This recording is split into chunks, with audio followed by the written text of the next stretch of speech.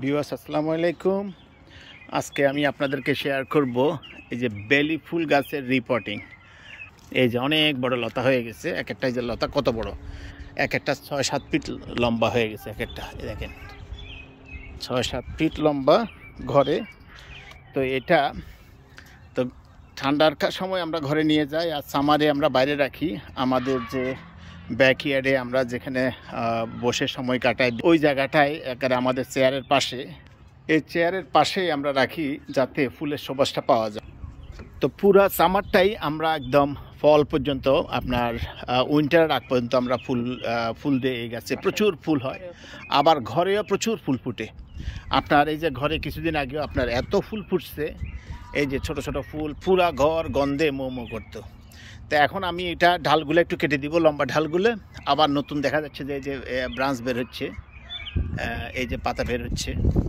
তো আর এই যেভাবে কীভাবে রিপোর্টিং করব সেটাই আপনাদের শেয়ার করব। খুব সিম্পল, জাস্ট আমরা এইখান থেকে এটা বের করব এবং কি মাটিগুলো অনেকটা ছেটে ফেলবো, আর মূল শিকড় যাতে নষ্ট না হয় এটা দেখব। আর নতুন পটে যে নতুন মাটিতে দিয়ে দিব। আমি এই যে পটিং মিক্সটা ইউজ করব। এইটা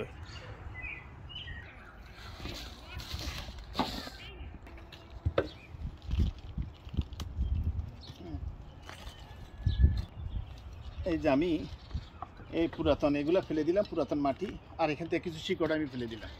এই যে দেখেন, এই যে অনেকটা হালকা করে ফেললাম। এই যে এখন নতুন মাটিতে দিয়ে দিব। এখানে দুইটা চারা আছে, এখানে দুইটা চারা, এই যে এখানে দিয়ে দিলাম, আর নতুন মাটি সম্পূর্ণ দিয়ে দিলাম। এই তো শেষ। আর ঢালগুলো একটু কেটে দিব।